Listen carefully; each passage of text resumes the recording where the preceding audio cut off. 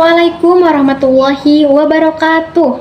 Izin memperkenalkan diri, nama saya Rizka Sulistiawati dari Program Studi Pendidikan Agama Islam kelas 2D non-reguler dengan nomor NIM 01012401-103 dengan Bapak dosen Bapak Aziz Solehudin, MPD. Ini saya akan membacakan hasil resum materi ke-1 dan ke-2 pada saat mengikuti perkuliahan pendidikan kepramukaan pertemuan ke-1 dan ke-2 dengan materi pertama dari Kak Agus Muharam SPD, yaitu sebagai andalan kuartir cabang Purwakarta dengan judul Optimalisasi Peran Gugus Depan Membangun Kepemimpinan dan Kemandirian Melalui Pengelolaan yang Terstruktur. Gugus Depan disingkat GUDEP adalah suatu kesatuan organik terdepan dalam gerakan pramuka yang merupakan wadah untuk menghimpun anggota gerakan pramuka dalam penyelenggaraan kepramukaan, serta sebagai wadah pembinaan bagi anggota muda dan anggota dewasa muda. PP GUDEP nomor 231 tahun 2007. GUDEP dibentuk dengan tujuan untuk membina dan mengembangkan sumber daya kaum muda melalui kepramukaan agar menjadi warga negara yang berkualitas, yang mampu memberikan sumbangan yang positif bagi kesejahteraan dan kedamaian masyarakat, baik lokal, nasional, maupun internasional. Peran gugus depan atau GUDEP yaitu 1. Memasyarakatkan gerakan pramuka dan kepramukaan. 2.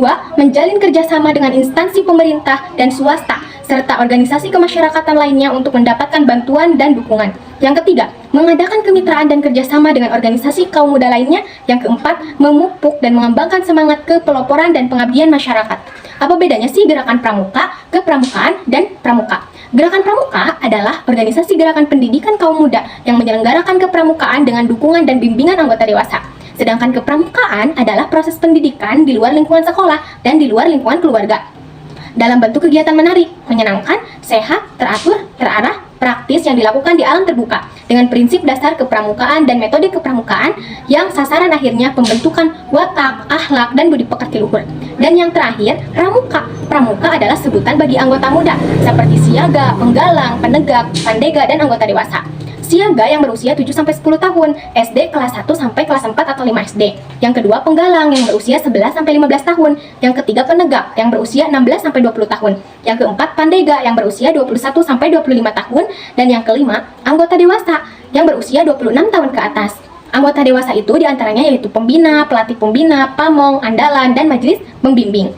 Unsur gugus depan ada 5, yaitu 1. Tempat atau lokasi. Yang kedua, organisasi atau panitia. Yang ketiga, administrasi atau pengelolaan. Yang keempat, program atau kegiatan atau aktivitas. Dan yang kelima, keuangan atau biaya yang dikeluarkan.